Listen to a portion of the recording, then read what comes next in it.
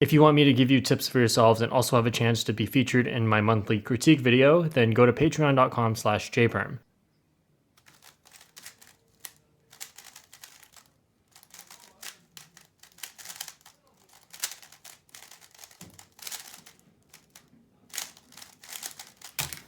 So white cross, green is easy, orange is pretty much set up, and so is blue, and it's going to put in red. So pretty easy cross, but you took a little bit longer than you should have because of regrips. You did D prime and then F2 with your right hand, and then regripped to do R prime, which means you'll have to regrip again to get back to home grip, and then L prime as well. Since you need your right hand for D prime, it makes more sense to do F2 with your left hand. The L prime actually makes more sense as well since you end up in home grip, and this one is just one regrip now. Something we're going to focus on in this video is looking ahead to first pair during the cross. And in this particular scramble, making an X cross actually works just as well. See, here we have this, which means when we put them in together, we get a solved corner. And if we can solve the edge as well during the cross, then we make an X cross. Now the piece is over here, and we just want it right here so that it pairs together with the corner before we insert red. And that can be done by doing this blue double turn, starting this direction. That way we can throw this in here and then keep going, and we get this. So how I would finger trick this cross is use my left hand to do that, of course, because I'm going F prime,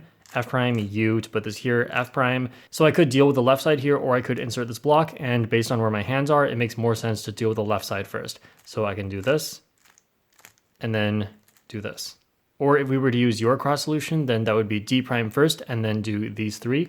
And in that case, you can notice that this one is just going to move F2 to be here, and then L prime to be here, so that would be the first pair. Right now you have a pause after the cross, but make sure you at least track a corner and maybe have a general idea of where the edge is, if not know where they both are. That way you can reduce a significant pause in the solve. So instead of seeing this pair and solving it into the back, which is the best way to do it, what you did was you were kind of looking for it, and I noticed that you always do U or U prime moves in order to help you find pieces. And in fact, in this case, it's better not to because you tend to put the pieces you're looking for in the front before dealing with it. So what you did was pair them up here, which took quite a few more moves than just pairing it up at the back. And then insert like this.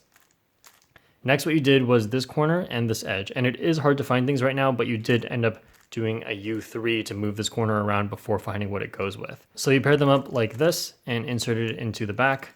And then you had this pair. So this was pretty easy. It was already in front of you, so you could see it. Next, you had this pair. And instead of just seeing this, and that should be paired up, because as you can see, you need orange and blue, and obviously none of these are the pieces you're looking for. So it must be this one, and the colors match, so they're paired up. So instead of noticing this and deducing what case it is, you did this. And then, of course, now that it's in front of you, it's not a very good case. And you ended up having to rotate and do more U-turns in order to insert. Next, you did 2 look OLL, and given what you average, I expect you to use full OLL since you will obviously be a lot faster that way. So for this case, you got really easy. Just take out this pair, put it here, do this, and then F prime, U prime, F, and insert it.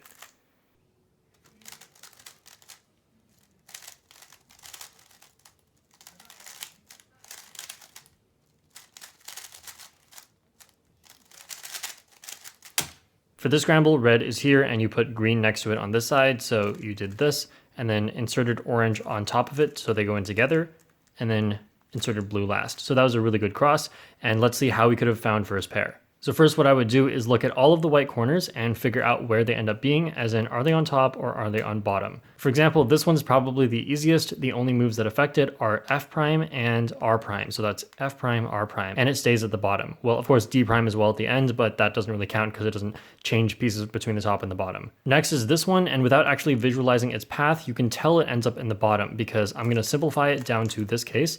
Now, when you're inserting this on top of this and there's a corner behind it, it just ends up in the bottom with the edge you inserted. So we can see all the way from this point that it's that type of edge coming in with green. So this is going to end up in the bottom. This one's actually pretty easy. It just moves by L and L and it ends up back here. So we could use this one. And I'm lastly going to look at this one.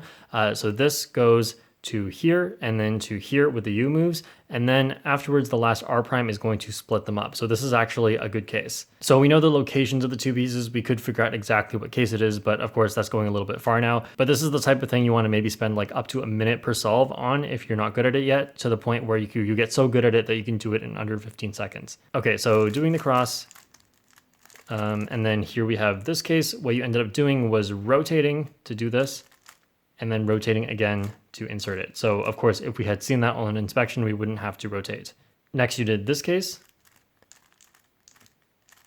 And then you had this case, so far pretty straightforward because all the pieces ended up in front of you. But then what I noticed for this one is you did this immediately afterwards. And this wasn't in a sense of looking for pieces, this is immediately what you did after the previous F12 pair, as if it was part of that pair's solution. And so after doing this one, you kind of did the same thing again, so you inserted it and did U prime right afterwards.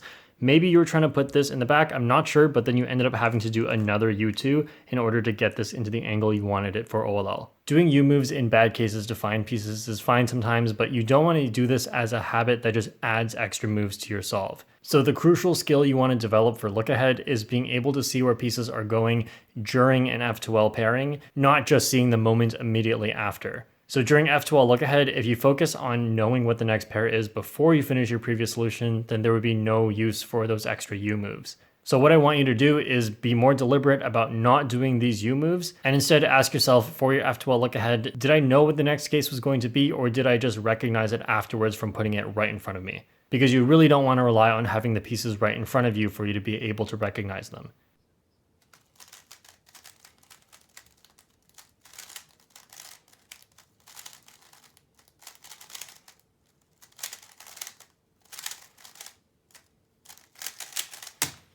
For the scramble, you did a pretty good cross solution, but we'll notice that there is actually a better way you can do the cross if you focus more on first pair. So the way you did this cross was by putting orange where green is, because you notice that green is better off right here with the red and blue positioned here. Then you can insert these all together at once. And notice the only white corner on top is this one, and the edge is here, so that's nice. You've got a good case, but that doesn't always happen. And we'll go back and see that this was actually pretty hard to track. So coming back here to find that this would have ended up in the top layer, I usually just track white specifically instead of tracking the entire piece.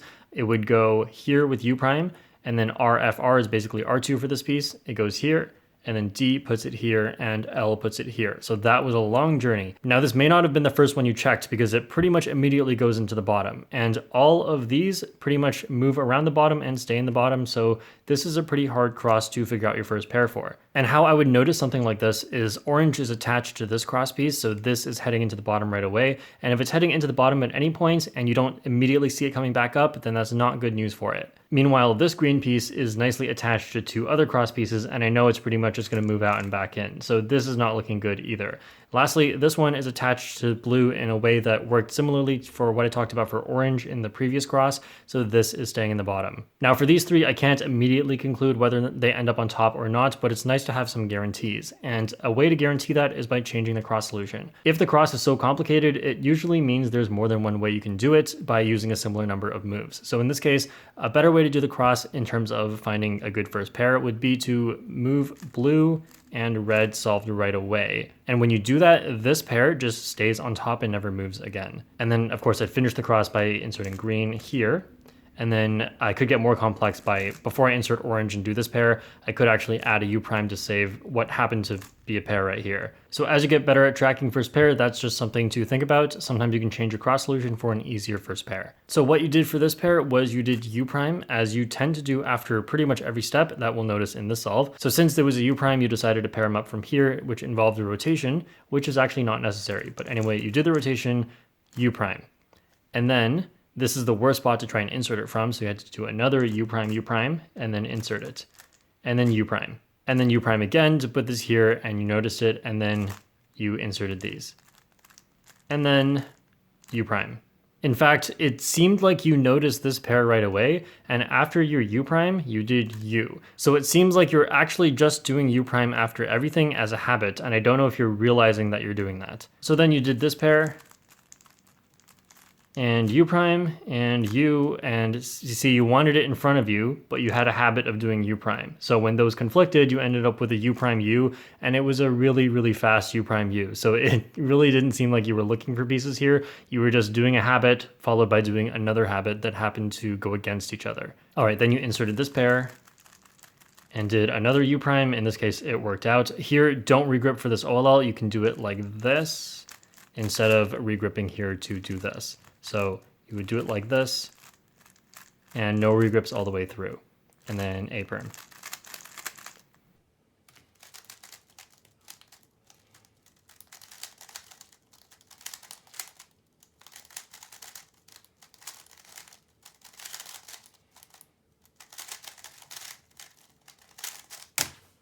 So in the scramble, you solved green and then moved blue to the other side and then inserted red here with F2 and then orange into the back like this and then aligned the cross. So the idea behind your cross solution is great, but the finger tricks are better facing this side instead. The reason is because ending B moves or ending F2 moves tend to leave your hand in a bad position that make it hard to transition into F2L, so it's better to leave that for the beginning. So the only B move can be in the beginning if you start like this, and then you can pick it up like it's a D move, and then you would do these two and this like this.